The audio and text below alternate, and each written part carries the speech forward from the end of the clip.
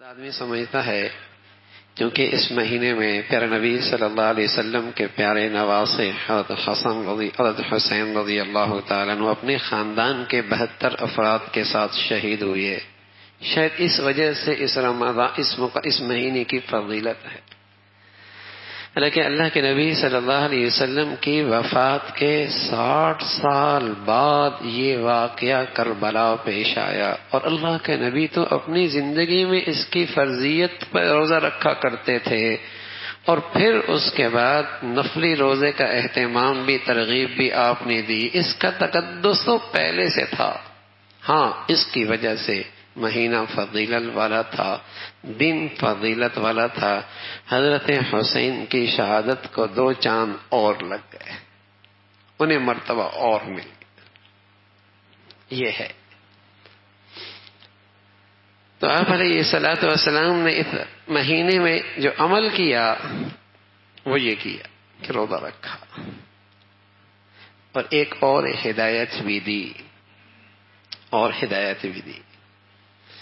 آپ نے فرمایا یہودی چونکہ روزہ رکھتے ہیں 10 کا، تو ہم ان کی مشابہت اختیار نہیں کریں گے. ہم 9-10 رکھیں گے، ایک روزہ بڑھا دیں گے اس کے ساتھ. یعنی آپ کو یہ بھی پسند نہیں کہ میری امت، میرے ماننے والی کسی اور قوم کی مشابہت اختیار کرے، چاہے وہ عبادت ہی کے اندر کیوں نہ ہو. آپ کی غیرت نے اسے گوارا نہ کیا کہ میری امت کسی اور قوم کی مشابہت اختیار کرے، اگرچہ عبادت ہی کیوں نہ ہو. فرمایا نہ آئندہ 9 بھی رکھوں گا، ایک روزہ اور بڑھا دوں گا. پھر آپ علیہ الصلوۃ والسلام کا یہ مبارک ارشاد بھی ہے، من تشبہ بقوم فہو منہم، جو جس سے مشابہت اختیار کرے گا قیامت میں انہی کے ساتھ اٹھایا جائے.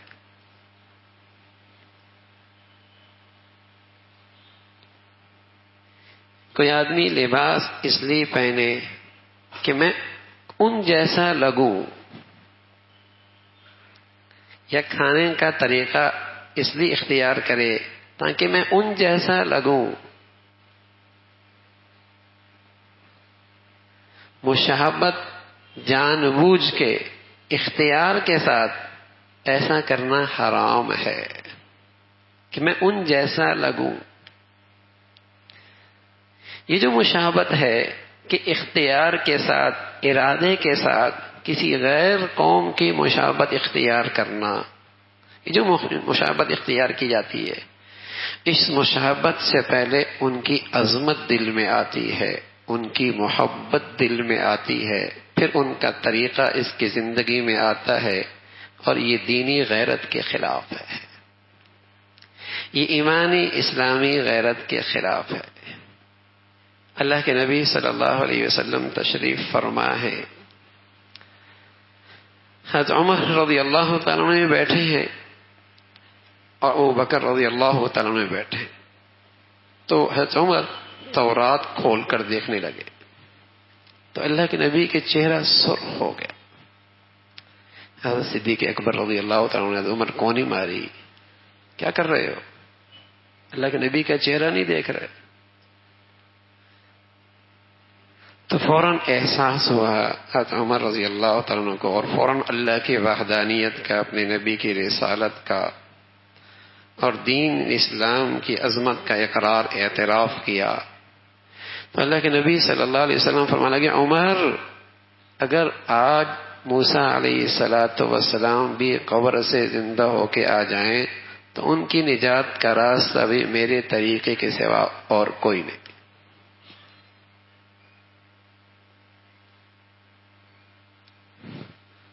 اپنے زمانے کے سکے تھے، اب یہ شریعت محمدیہ کا کھرا سکہ ہے. اب نجات کی شکل صرف یہی ہے، جس کا طریقہ اس سے میل کھائے گا وہ عمل اللہ کے یہاں قبول ہے. تو اگر کوئی شخص اپنے ارادے سے کسی قوم کا لباس پہنے، کھانے میں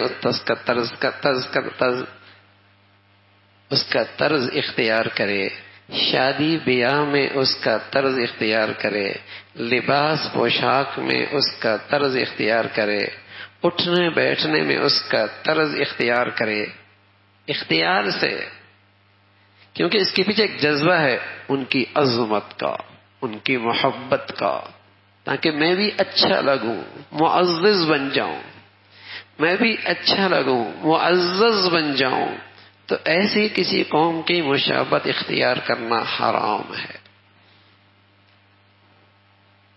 معزز لگو، اچھے خاصے لباس پہن رہا ہوتا ہے، لیکن جب شادی کا موقع ہوتا ہے اور آنے والوں کا استقبال کرنا ہوتا ہے تو ابا کیا کہتا ہے؟ بیٹے کیسا لباس پہن، یہ پہنو، یہ لباس پہنو. سمجھتا ہے کہ اس میں عزت ہے، اس میں عزت ہے. تو یہ حرام ہے کسی قوم کی مشابہت اختیار کرنا، اس لیے کہ اس کے بھی جذبہ ہے ان کی عظمت کا، ان کی محبت کا، کہ اس میں عزت ہے. تو کہاں میرے اور آپ کے پیارے نبی صلی اللہ علیہ وسلم، جنہیں تو عبادت میں بھی مشابہت پسند نہ تھی، اور کہاں آج نبی کے ماننے والی امت کا حال ہے کہ شاید ہی کوئی زندگی کا راستہ اور طریقہ ایسا رہ گیا ہو جہاں ان کی مشابہت نہیں، جہاں ان کی مشابہت نہیں، اور ان کے طرز زندگی کو پر فخر نہیں کیا جا رہا.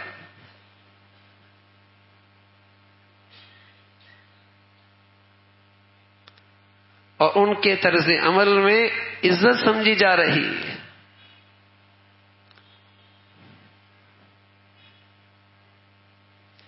تو یہاں اللہ کے نبی صلی اللہ علیہ وسلم کے ارشاد میں ایک بہت بڑی ہدایت ہے میرے اور آپ کے لیے کہ ہم اپنی زندگی کا جائزہ لیں.